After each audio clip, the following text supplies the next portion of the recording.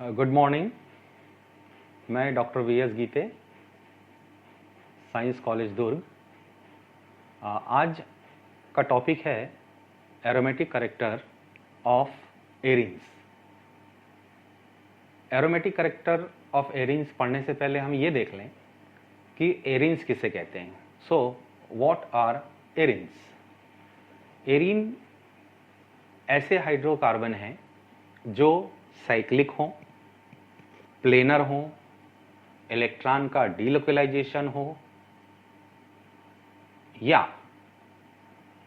उसमें एक benzene ring हो, ऐसे कंपाउंड्स को हम लोग एरीन्स कहते हैं। फॉर एग्जाम्पल,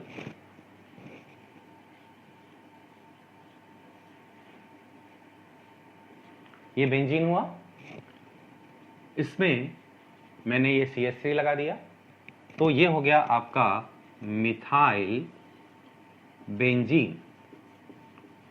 ये एक एरीन कहलाएगा क्योंकि इस कंपाउंड में एक बेंजीन रिंग है। इसी तरह ये एक और एक कंपाउंड है और यहां मैंने लगा दिया C2H5 इथाइल बेंजीन।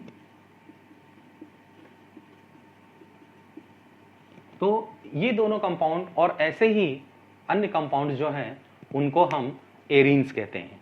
एरीन्स में बेंजीन रिंग का होना बहुत ज़रूरी होता है। इसके अलावा एरीन्स के डेरिवेटिव्स भी होते हैं। अब एरीन डेरिवेटिव का मीनिंग क्या है?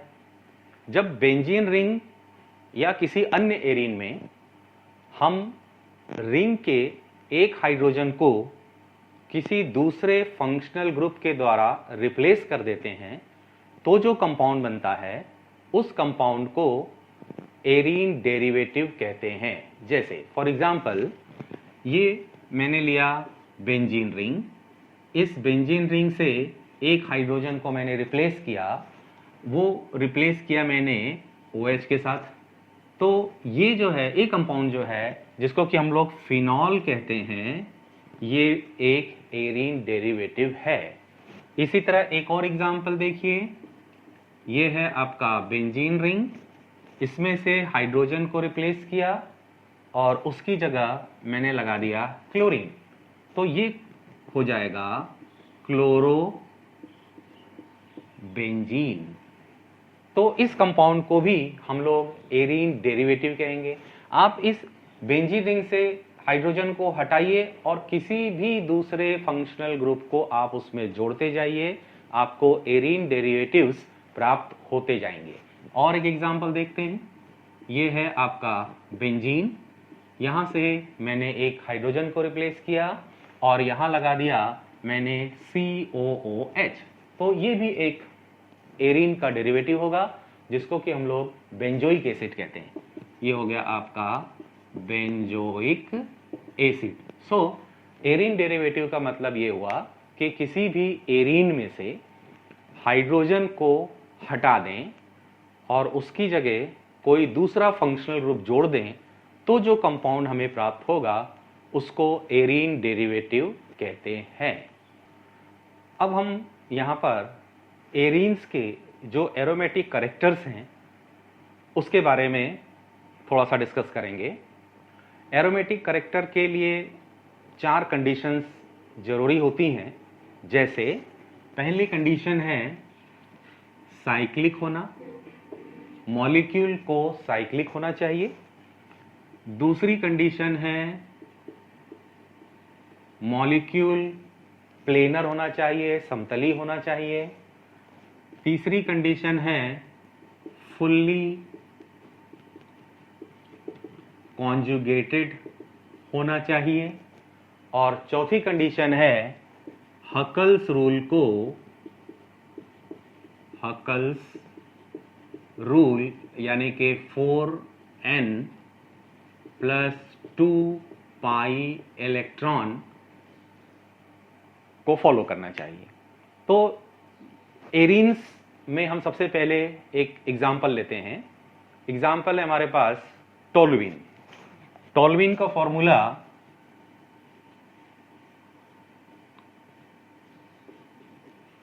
ये आपका टोल्यूइन।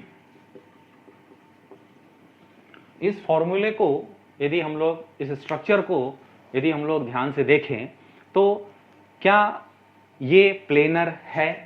तो यहाँ पे देखिए ये स्ट्रक्चर जो है वो साइक्लिक है, सॉरी प्लेनर के पहले साइक्लिक की बात करते हैं। क्या ये कंपाउंड साइक्लिक है? तो मुझे साइक्लिक दिख रहा है, आपको भी साइक्लिक दिख रहा होगा, क्योंकि पहला कार्बन जो है वो अंतिम कार्बन से अटैच है, इसका मतलब ये साइक्लिक है। दूसरी बात, क्या मॉलिक्यूल प्लेनर है? तो प्लेनर होने के लिए जो शर्त है वो है sp2 हाइब्रिडाइजेशन। तो इस रिंग में सारे कार्बन को यदि हम ध्यान से देखें तो डबल बॉन्ड से जुड़ा कार्बन, डबल बॉन्ड से जुड़े कार्बन में sp2 हाइब्रिडाइजेशन होता है। इसका मतलब इसमें sp2 हाइब्रिडाइजेशन है, ये sp2 हो गया, ये दोनों डबल बॉन्ड से अटैच हैं इसलिए sp2 है, ये भी डबल बॉन्ड से अटैच है sp2, ये भी sp2 और ये भी sp2। इसका मतलब ये हुआ कि इस रिंग में जितने भी कार्बन पाए गए हैं वे सब के सब sp2 हाइब्रिडाइज्ड हैं। इससे ये पता चलता है कि ये जो रिंग है वो प्लेनर है। तो दो कंडीशन तो हमारी सेटिस्फाई हो गई। अब उसके बाद हम ये देखते हैं कि क्या ये फुली कॉन्जुगेटेड है।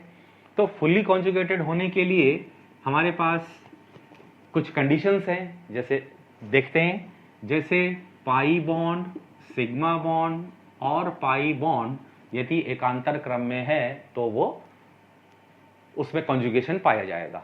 दूसरी कंडीशन है pi, sigma and positive charge, यदि ऐसी कंडीशन है तो भी उसमें कॉन्जुगेशन पाया जाएगा। और तीसरी कंडीशन है pi, sigma and lone pair of electron.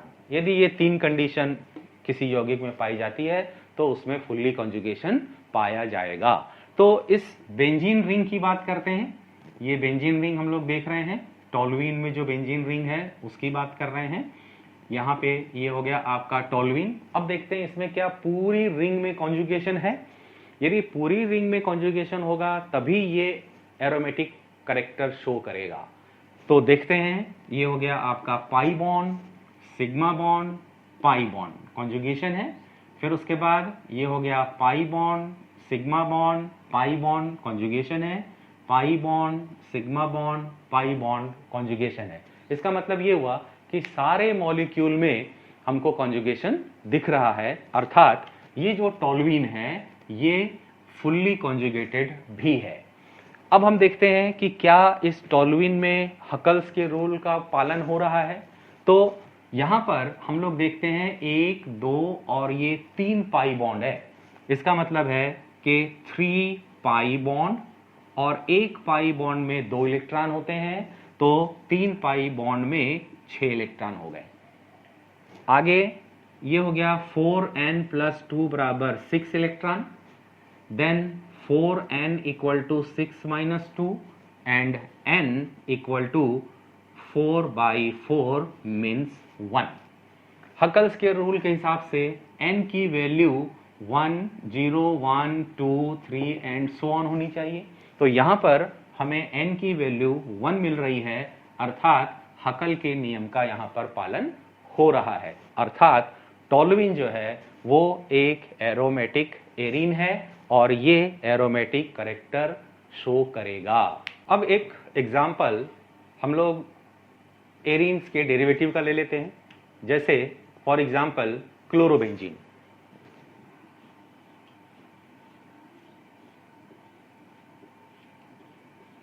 ये क्लोरोबेंजीन है। अब यहाँ पर फिर से हम पता लगाते हैं कि क्या क्लोरोबेंजीन में ये चारों कंडीशंस फॉलो हो रही हैं। यदि चारों कंडीशंस फॉलो होंगी तो ये भी एरोमेटिक कैरेक्टर शो करेगा।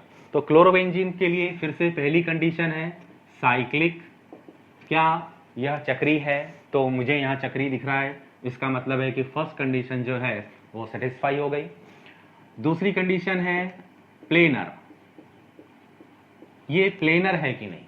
प्लेनर होने के लिए इसके पहले भी हम लोग चर्चा कर चुके हैं कि यदि चक्र में सारे कार्बन पर sp2 हाइब्रिडाइजेशन होगा तो वह प्लेनर होगा। तो तो यहाँ पर डबल बॉन्ड से जुड़े जितने कार्बन हैं ये सब, ये दोनों कार्बन, ये दोनों कार्बन और ये दोनों कार्बन जो हैं वो डबल बॉन्ड से अटैच है। इसका मतलब है कि सभी कार्बन में sp2 हाइब्रिडाइजेशन है, और चूंकि सभी कार्बन में sp2 हाइब्रिडाइजेशन है इसलिए यह प्लेनर होगा। तो सेकेंड कंडीशन भी हमारी फुलफिल हो रही है। थर्ड कंडीशन देखते हैं, फुल्ली कॉन्जुगेटेड स्ट्रक्चर है या नहीं। इसकी बात करें, सिर्फ इस बेंजीन रिंग की बात करें तो यहाँ पर पाई bond, sigma bond, pi bond मतलब कॉन्जुगेशन हो रहा है। फिर उसके बाद sigma bond, pi bond, sigma bond, यहाँ पर भी देखिए पाई सिग्मा पाई, पाई सिग्मा पाई, पाई सिग्मा पाई, मीन्स बेंजीन रिंग में कॉन्जुगेशन हो रहा है। इसका मतलब है कि ये फुल्ली कॉन्जुगेटेड है। इसको हम दूसरे तरीके से भी देखें, यदि मैं इस क्लोरोबेंजीन का स्ट्रक्चर फिर से बनाऊं, ये क्लोरोबेंजीन बनाया और इस क्लोरोबेंजीन में क्लोरीन के पास 3 लोन पेयर ऑफ इलेक्ट्रॉन होते हैं। यदि ये इलेक्ट्रॉन इस रिंग के साथ कॉन्जुगेशन करते हैं तो जो स्ट्रक्चर बनता है उसको भी देख लेते हैं। ये इलेक्ट्रॉन यहां आया और ये इलेक्ट्रॉन यहां आया, तो क्या कंडीशन हुई जरा इसको देखते हैं। ये हो जाएगा आपका डबल बॉन्ड Cl, देन यहां पे आ गया माइनस, डबल बॉन्ड। अब जरा देखते हैं क्या इसमें कॉन्जुगेशन है। तो देखिए पाई सिग्मा लोन पेयर मतलब कॉन्जुगेशन है, then pi sigma pi conjugation है, पाई सिग्मा पाई कॉन्जुगेशन है। अर्थात ये कंपाउंड जो है, ये जो रेजोनेंस हाइब्रिड है, ये रेजोनेंस हाइब्रिड में भी कॉन्जुगेशन पाया जा रहा है, अर्थात क्लोरोबेंजीन ए फुल्ली कॉन्जुगेटेड है। चौथी कंडीशन भी चेक कर लेते हैं। फोर्थ कंडीशन है Huckel's rule means 4n + 2 pi electron.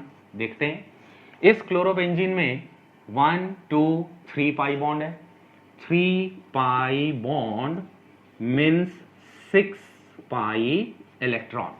क्या ये हकल के रूल को फॉलो कर रहा है? देखते हैं। 6 इलेक्ट्रॉन है, 4n + 2 = 6, 4n = 6 - 2 and n = 4/4 means 1। तो हकल्स के नियम का पालन कर रहा है क्योंकि यहाँ पे हमको एक इंटीजर मिल रहा है। अर्थात क्लोरोबेंजीन साइक्लिक है, प्लेनर है, फुल्ली कॉन्जुगेटेड है और हकल्स के रूल को फॉलो कर रहा है, इसलिए क्लोरोबेंजीन में भी एरोमेटिक कैरेक्टर पाया जाएगा। अब हम डिस्कस करते हैं aromatic character of cyclic carbocation. तो सबसे पहले हमको ये पता होना चाहिए कि कार्बोकेटाइन उस ऑर्गेनिक स्पीसीज को कहते हैं जिसके कार्बन पर प्लस चार्ज होता है, और जिस कार्बन पर प्लस चार्ज होता है उसमें sp2 हाइब्रिडाइजेशन पाया जाता है तथा एक p ऑर्बिटल खाली होता है। इसका स्ट्रक्चर हम देखेंगे तो समझ में आएगा। ये हो गया आपका कार्बन, ये sp2 एंड sp2, ये sp2 हाइब्रिडाइज्ड ऑर्बिटल है, ये sp2 है, ये sp2 है, और एक p ऑर्बिटल जो है वो खाली रहता है। तो ये हो गया आपका 2p ऑर्बिटल जो कि वैकेंट है। तो इस प्रकार हम कह सकते हैं कि इस कार्बन पर कार्बन में sp2 हाइब्रिडाइजेशन पाया जाता है। इसका मतलब है कि ये स्वतः प्लेनर होता है। अब हम एक साइक्लिक कंपाउंड लेते हैं, साइक्लिक आयन लेते हैं और देखते हैं कि क्या उसमें एरोमेटिक प्रॉपर्टी पाई जाएगी। तो इसका एक एग्जांपल है, ये मैंने बनाया साइक्लोप्रोपीन। इस साइक्लोप्रोपीन में यहां से मैंने एक H को निकाला। चूंकि ये केटायन है, इसका मतलब ये जो बंध के इलेक्ट्रॉन है ये हाइड्रोजन पर शिफ्ट हो जाएंगे। तो ये H- के रूप में यदि अलग होता है तो हमको यहाँ पर केटायन जो मिलेगा वो इस प्रकार से मिलेगा। ये हो गया आपका प्लस चार्ज। ये स्पीसीज कहलाती है साइक्लो प्रोपेनाइल केटायन। इस साइक्लोप्रोपेनाइल केटायन पे एक पॉजिटिव चार्ज है। अब हम यहां देखते हैं कि इसमें एरोमेटिक प्रॉपर्टीज होंगी या नहीं। फिर से वही चार शर्तें। नंबर 1 साइक्लिक, तो ये कंपाउंड साइक्लिक दिख रहा है। नंबर 2 प्लेनर, प्लेनर के लिए जो कंडीशंस थी वो थी कि इसमें हाइब्रिडाइजेशन जो है वो sp2 होना चाहिए। तो ये कंपाउंड जो है इस कार्बन पर sp2 हाइब्रिडाइजेशन है, इस कार्बन में भी sp2 हाइब्रिडाइजेशन है क्योंकि ये दोनों डबल बॉन्ड से अटैच है, और जिस पर प्लस चार्ज होता है उसमें भी sp2 हाइब्रिडाइजेशन पाया जाता है। इसका मतलब निकला कि सारे कार्बन पर sp2 हाइब्रिडाइजेशन पाया जा रहा है, इसलिए यह प्लेनर होगा। तो सेकंड कंडीशन भी हमारी फुलफिल हो रही है। थर्ड कंडीशन है फुल्ली कॉन्जुगेटेड। कॉन्जुगेटेड के लिए फिर से वही तीन शर्तें थी, पाई सिग्मा पाई पहली शर्त, दूसरी शर्त पाई सिग्मा लोन पेयर, और तीसरी शर्त पाई सिग्मा पॉजिटिव चार्ज। तो यहां पर हमको दिख रहा है pi bond sigma bond positive charge, पाई bond sigma bond positive charge. इसका मतलब ये कंपाउंड फुल्ली कॉन्जुगेटेड भी है। फोर्थ कंडीशन हम देखते हैं। फोर्थ कंडीशन है हकल्स रूल। हकल्स रूल, क्या ये कंपाउंड, ये आयन हकल्स रूल का पालन कर रहा है? तो इस कंपाउंड में हमको एक पाई बॉन्ड दिख रहा है, इसका मतलब ये हुआ 1 पाई मीन्स 2 इलेक्ट्रॉन। अब हकल का जो रूल है 4n+2, इसमें इस वैल्यू को रख के देखते हैं। यदि n की वैल्यू पूर्णांक में आती है या 0 आती है तो हकल के नियम का पालन होगा। तो ये हो गया आपका 4n+2 = 2, 4n2 - 2, 4n = 0, n = 0/4 = 0। इसका मतलब ये है कि ये आयन भी हकल के रूल को फॉलो कर रहा है। इसका मतलब ये है कि चारों कंडीशन सेटिस्फाई हो रही है, अर्थात इस साइक्लोप्रोपेनाइल केटायन में एरोमेटिक कैरेक्टर पाया जाएगा। अब हम एक दूसरा एग्जांपल लेते हैं। दूसरा एग्जांपल है हमारे पास ये कंपाउंड, ये आयन, इसमें डबल बॉन्ड और ये पॉजिटिव। इस साइक्लिक केटायन का नाम है साइक्लोपेंटाडाइनाइल केटायन। Cyclopentadienyl cation. अब इसमें एरोमेटिक प्रॉपर्टीज पाई जाएगी या नहीं, उसको हम लोग डिस्कस करते हैं। फिर से वही चार कंडीशन। पहली condition cyclic, molecule should be cyclic, तो यहाँ पे हमको ये कंपाउंड, ये आयन जो है वो साइक्लिक दिख रहा है। नेक्स्ट, क्या कंपाउंड प्लेनर है? तो हाइब्रिडाइजेशन देखते हैं। ये डबल बॉन्ड से अटैच है कार्बन, इसलिए sp2 हाइब्रिडाइजेशन। ये दोनों भी डबल बॉन्ड से अटैच है, इसलिए sp2, और ये पॉजिटिव चार्ज है, इसलिए ये भी sp2। अर्थात इस कंपाउंड के पांचों कार्बन पर sp2 हाइब्रिडेशन पाया जा रहा है, अर्थात यह कंपाउंड प्लेनर होगा। तो सेकंड कंडीशन भी हमारी फुलफिल हो गई। थर्ड कंडीशन है, क्या इसमें कंपाउंड पूरी तरह से कॉन्जुगेटेड है, उसको देखते हैं। तो ये हो गया आपका पाई सिग्मा पाई, यहां तक कॉन्जुगेटेड है। Pi sigma double positive charge conjugated है, sigma pi sigma plus charge conjugated है, मींस ये कंपाउंड भी फुल्ली कॉन्जुगेटेड है, अर्थात तीन शर्तें हमारी पूरी हो रही हैं। अब हम देखें क्या ये आयन हकल्स रूल को फॉलो कर रहा है। तो इस कंपाउंड में एक पाई और ये दो पाई इलेक्ट्रॉन है, दो पाई बॉन्ड, इसका मतलब ये हुआ 4 पाई इलेक्ट्रॉन। अब हकल्स के रूल को फॉलो कर रहा है या नहीं, उसको चेक करते हैं। तो 4n+2 = 4 electron, 4 pi electron. Then 4n = 4 - 2 means 4n = 2/4 fraction, means n की वैल्यू जो है वो फ्रैक्शन में आ रही है, इसलिए हम कह सकते हैं कि ये हकल्स के रूल को फॉलो नहीं कर रहा है, क्योंकि हमारा हकल्स का रूल कहता है 4n + 2 पाई इलेक्ट्रॉन होने चाहिए। यदि मैं यहाँ n की जगह 1 रखता हूं तो ये हो जाएगा 4 × 1 + 2 = 6। यदि 0 रखता हूं तो ये हो जाएगा 2। देन 4 × 2 + 2 = 4 × 2 8, 8 + 2 10। मीन्स ये जो वैल्यूज आ रही हैं ये सारी की सारी इंटीजर में आ रही है, मीन्स 0 इंटीजर में आ रही है। मीन्स यहाँ n की वैल्यू जो है वो इंटीजर होगी, n = 0 1 2 3 4 एंड सो ऑन। लेकिन हमारी यहाँ पर वैल्यू जो है वो फ्रैक्शन में आ रही है। इसका मतलब है कि ये आयन एरोमेटिक प्रॉपर्टी शो नहीं करेगा। तो साइक्लोपेंटाडाइनाइल आयन या डाइनाइल केटायन एरोमेटिक प्रॉपर्टी शो नहीं करेगा। अब हम यहाँ पर एक तीसरा आयन देख रहे हैं जिसका नाम है साइक्लोपेंटाट्राइइनाइल केटायन। अब इसको डिस्कस करते हैं कि क्या इसमें एरोमेटिक कैरेक्टर पाया जाएगा या नहीं पाया जाएगा। ये जो साइक्लोहेप्टाट्राइइनाइल केटायन है वो हमें प्राप्त होगा साइक्लोहेप्टाट्राइइन से।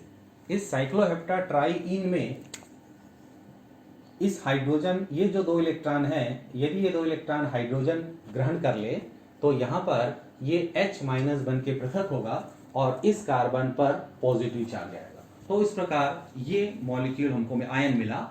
अब इस आयन में फिर से वही 4 शर्तों का उपयोग करेंगे।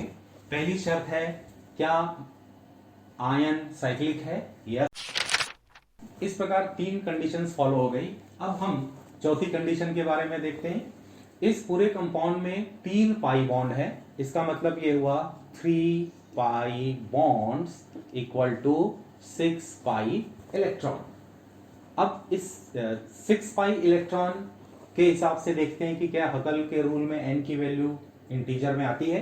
तो 4n + 2 = 6 electron, 4n = 6 - 2 electron, n = 4/4 = 1।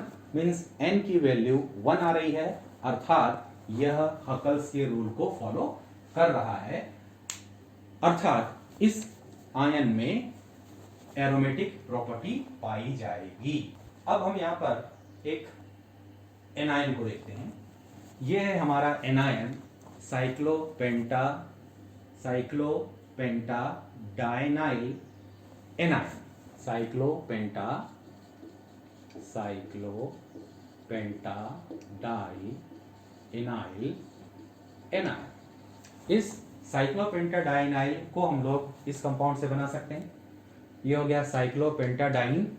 इस साइक्लोपेंटाडाइन में इस कार्बन पर जिसमें sp3 हाइब्रिडाइजेशन है, इस sp3 हाइब्रिडाइजेशन के ये इलेक्ट्रॉन, ये जो 2 इलेक्ट्रॉन है, ये यदि कार्बन पे आ जाए तो ये प्रोटॉन बन के अलग हो जाएगा और इस कार्बन पर यहाँ पे पॉजिटिव चार्ज, 2 इलेक्ट्रॉन आएंगे। ये जो sp3 कार्बन था वो यहाँ पर sp2 में परिवर्तित हो जाता है, अर्थात ये कार्बन जो है इसमें sp2 हाइब्रिडाइजेशन पाया जाएगा। अब यहां पर देखते हैं कि क्या ये 4 कंडीशन फुलफिल होती हैं। तो नंबर 1, क्या ये कंपाउंड साइक्लिक है? यस, साइक्लिक है। दूसरा, क्या कंपाउंड प्लेनर है? ये दोनों डबल बॉन्ड्स अटैच है, मतलब sp2 hybridisation, sp2 and sp2। Means सभी कार्बन में sp2 हाइब्रिडेशन पाया जा रहा है। इसका मतलब ये कंपाउंड प्लेनर है। अब रही बात फुली कॉन्जुगेटेड है या नहीं, तो यहां पर ये जो कार्बन है इसके पास एक ऑर्बिटल है जिसमें ये 2 इलेक्ट्रॉन्स हैं। मैं इसका ऑर्बिटल स्ट्रक्चर बना देता हूं। ये हुआ आपका साइक्लोपेंटाडाइन। ओके, तो ये हुआ आपका डबल बॉन्ड। यदि मैं इस डबल बॉन्ड को यहां से हटाऊं तो यहां एक p ऑर्बिटल होगा जिसमें 1 इलेक्ट्रॉन है, यहां एक p ऑर्बिटल होगा, इसमें भी 1 इलेक्ट्रॉन, p ऑर्बिटल 1 इलेक्ट्रॉन और ये p ऑर्बिटल 1 इलेक्ट्रॉन, और यहां पर एक ऑर्बिटल होगा जिसमें ये वाले 2 इलेक्ट्रॉन्स होंगे। इसका मतलब है कि अब ये यहाँ पर कॉन्जुगेशन कर सकता है, ये कॉन्जुगेशन हो सकता है। इसका मतलब ये है कि ये आयन भी फुल्ली कॉन्जुगेटेड है। वैसे भी आप पता लगा सकते हैं, पाई sigma pi conjugation, pi sigma lone pair of electron conjugation, pi sigma lone pair conjugation. इसका मतलब ये है कि ये भी फुल्ली कॉन्जुगेटेड स्ट्रक्चर है। मींस ये कार्बन आयन इन 3 रूल्स को फॉलो कर रहा है। अब हम देखें क्या ये 4n+2 हकल्स के नियम को फॉलो करता है। तो उसके लिए हमारे पास देखिए इलेक्ट्रॉन्स कितने हैं, ये 2 4 और ये 2 इलेक्ट्रॉन जो कि यहाँ कॉन्जुगेशन में पार्टिसिपेट कर रहे थे। इसका मतलब यहाँ पर हमारे पास 6 पाई इलेक्ट्रॉन है, 6 पाई इलेक्ट्रॉन है। इसका मतलब ये हुआ 4n+2 = 6, then 4n = 6 - 2, n = 4/4 = 1। It means ये हकल के रूल को फॉलो कर रहा है, अर्थात ये आयन भी एरोमेटिक होगा और एरोमेटिक कैरेक्टर शो करेगा। अब हम डिस्कस करते हैं कुछ हेट्रोसाइक्लिक कंपाउंड्स को। हेट्रोसाइक्लिक कंपाउंड का आशय ये है कि यदि किसी चक्रीय कंपाउंड में सारे तत्व एक जैसे हों तो उसको हम कहते हैं होमोसाइक्लिक, और यदि उस चक्र में कोई एक या एक से ज़्यादा दूसरे टाइप का तत्व जुड़ा हो तो उसको हम कहते हैं हेट्रोसाइक्लिक। अब हेट्रोसाइक्लिक के एरोमेटिक कैरेक्टर को हम अब डिस्कस करेंगे। तो यहाँ पर एक एग्जाम्पल है पीरिडीन। पीरिडीन का स्ट्रक्चर ऐसा होता है, यहाँ पर बेंजीन जैसा ही दिखेगा मगर बेंजीन जैसा नहीं है। 1 2 3 4 5 यहाँ पर 5 कार्बन स्थित होते हैं और ये बीच में इस साइकिल के बीच में यहाँ पर एक नाइट्रोजन आ गया जो कि कार्बन से भिन्न है। इसीलिए इस यौगिक को हम लोग हेट्रोसाइक्लिक कंपाउंड कहते हैं। इस नाइट्रोजन के पास एक लोन पेयर ऑफ इलेक्ट्रॉन भी होता है। तो अब यहाँ पर इसकी एरोमेटिसिटी या एरोमेटिक कैरेक्टर को डिस्कस करते हैं। फिर से वही 4 कंडीशंस है हमारे पास। पहली कंडीशन साइक्लिक, क्या ये यौगिक साइक्लिक है? तो ये यौगिक हमको साइक्लिक दिख रहा है, अर्थात यह साइक्लिक है। नंबर 2, क्या ये यौगिक प्लेनर है? प्लेनर होने के लिए मैंने शर्तें बताई थी कि यदि सभी तत्वों में sp2 संकरण है तो वह प्लेनर होगा, अर्थात यहाँ पर फिर से देखिए डबल बॉन्ड है, मतलब sp2 ये दोनों कार्बन भी डबल बॉन्ड से जुड़े हैं, sp2 और ये भी डबल बॉन्ड से जुड़े हैं sp2, और इस नाइट्रोजन में भी sp2 हाइब्रिडाइजेशन है, अर्थात इस चक्र के सभी तत्वों में sp2 हाइब्रिडाइजेशन है, अर्थात यह यौगिक प्लेनर होगा। तो दूसरी कंडीशन भी हमारी फॉलो हो रही है। अब उसके बाद तीसरी कंडीशन देखते हैं, फुल्ली कॉन्जुगेशन है या नहीं। तो इसका यदि मैं स्ट्रक्चर ऑर्बिटल के साथ बनाऊं तो ज़्यादा क्लियर होगा। ये आपका पिरिडीन, इस पिरिडीन में यहाँ पर n है, तो ये हो गया ये p ऑर्बिटल, सभी कार्बन का ये p ऑर्बिटल और नाइट्रोजन के ये p ऑर्बिटल, ओके। और एक ऑर्बिटल ये sp2 हाइब्रिड ऑर्बिटल है जो कि नाइट्रोजन के स्वयं का है। अब यहाँ पर ये जो p ऑर्बिटल्स हैं इनमें कॉन्जुगेशन होगा,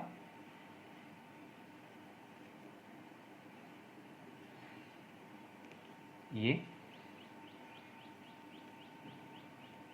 अर्थात इस यौगिक में ये यौगिक फुल्ली कॉन्जुगेटेड है और ये 2 इलेक्ट्रॉन जो sp हाइब्रिड ऑर्बिटल में है वो इस ऑर्बिटल के परपेंडिकुलर है, 90 अंश का कोण बना हुआ है, यानी ये इलेक्ट्रॉन इसमें कॉन्जुगेशन में पार्टिसिपेट नहीं करते, अर्थात कुल मिलाकर यहाँ कॉन्जुगेशन में भाग लेने वाले इलेक्ट्रॉनों की संख्या 2, 2, 4 और ये 2, 6 है। अर्थात यह यौगिक हम कह सकते हैं कि फुल्ली कॉन्जुगेटेड है। अब हमको ये देखना है कि क्या ये हकल्स रूल को फॉलो करता है। तो इस कंपाउंड में 3 पाई बॉन्ड हैं, 3 पाई बॉन्ड मतलब 6 पाई इलेक्ट्रॉन। तो ये हकल के नियम का पालन करेगा या नहीं करेगा उसको हम देखते हैं। 6 पाई इलेक्ट्रॉन है, मीन्स 4n + 2 = 6, 4n = 6 - 2, n = 4/4 = 1। इसका मतलब यहाँ पर n = 1 प्राप्त हो रहा है, अर्थात यह हकल के नियम का पूर्णतः पालन करता है, अर्थात pyridine पूर्णतः एरोमेटिक प्रॉपर्टी शो करेगा। हेट्रोसाइक्लिक कंपाउंड का एक और यौगिक एग्जाम्पल के तौर पे लेते हैं। उस यौगिक का नाम है पाइरोल। पाइरोल का स्ट्रक्चर इस तरह से होता है, N H डबल बॉन्ड और ये इलेक्ट्रॉन। इस कंपाउंड को पाइरोल कहा जाता है। अब इस पाइरोल कंपाउंड में एरोमेटिक कैरेक्टर पाया जाएगा या नहीं, ये फिर से वही 4 कंडीशंस हैं। यदि ये चारों कंडीशंस को फॉलो करेगा तो इसमें एरोमेटिसिटी या एरोमेटिक कैरेक्टर पाया जाएगा।